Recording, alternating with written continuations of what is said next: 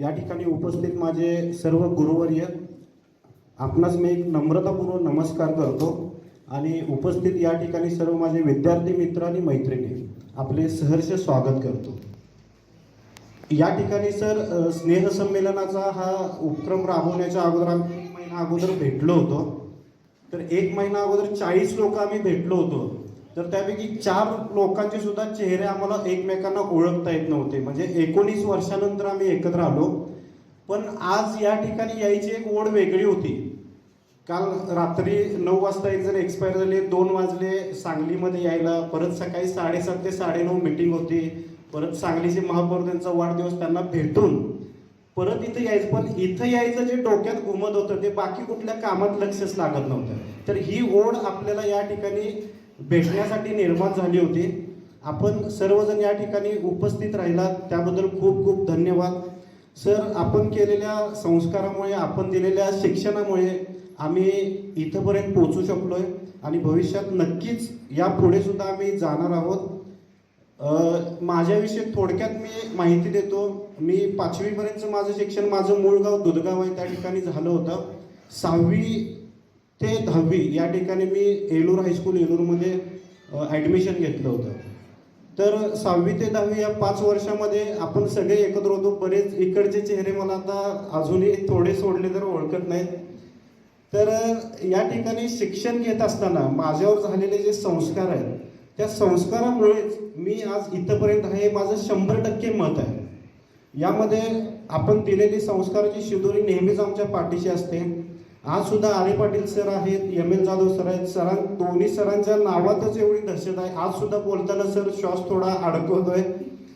Bansode sir आमचे वर्ग शिक्षक सर, आज जाहीरपणे तुमची माफी मागतो, कारण तुम्ही ज्यावेळी आम्हाला एवढे धडे देत होता आयुष्याबद्दल, त्यावेळी आयुष्याविषयी आम्ही अजिबात सिरियस नव्हतो। पण आयुष्याविषयी ज्यावेळी सिरियस झालो त्यावेळी तुमचा प्रत्येक शब्द आणि शब्द आजही कानात घुमतो। तुमचा जसाच्या तसा चेहरा आजही डोळ्यासमोर येतो आणि प्रत्येक वेळी सर तुमची आठवण होते, कारण तुम्ही दिलेला त्यावेळीचे प्रत्येक शब्द हे आठवतात। तीच रिअल लाईफ होती, हे आज आम्हाला रिअलाइज होते। यादव सर असतील, यादव सर आमचे हिंदी शिकवायचे आणि खो खोमध्ये प्रचंड अशी आम्ही त्यावेळी प्रगती केली होती सर, त्यावेळी आम्हाला आठवते। शिंदे सर सुद्धा त्यावेळी आम्हाला चित्रकला शिकवायचे। सर, आपण इकडं तिकडं काढून दिलेल्या रेषा परत जुळवून ज्या पद्धतीनं अतिशय उत्तम असं चित्र बनवायचा, त्याच पद्धतीनं आमच्या सगळ्यांचं आता सध्या आयुष्य चालू आहे। इकडं तिकडं आमच्या सगळ्यांच्या रेषा मारायचं चालू आहे, पण एक दिवस नक्कीच या रेषांचं चांगलं असं सुंदर आयुष्य आम्ही बनवून दाखवू, हे आम्ही तुम्हाला ग्वाही देतो। शिंगारे सरांनी मला सांगितलं की इथल्या भिंती बोलक्या करण्यामध्ये एक छोटासा वाटा मी उचलला। त्याविषयी बोलायचं म्हटलं तर इथं कुणाला आठवतं, मी एक वाक्य सांगतो, ते कुठं होतं कोण सांगू शकतंय बघा। आपण 7वी 8वी 9वी 10वी मध्ये शिकत असताना, मनभर विचारापेक्षा कणभर कृती श्रेष्ठ, महात्मा गांधी, हे वाक्य कुठं लिहिलं होतं कुणाला आठवतंय?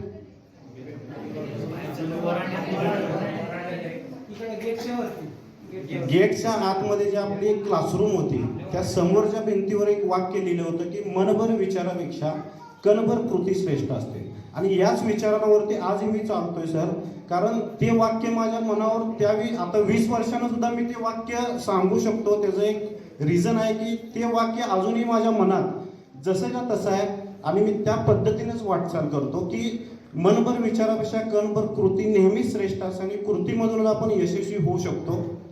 त्याच्यानंतर या ठिकाणी आपण सर्वजण मला बोलायची संधी दिली सर, सगळे आमच्या विनंतीला मान देऊन उपस्थित राहिलात।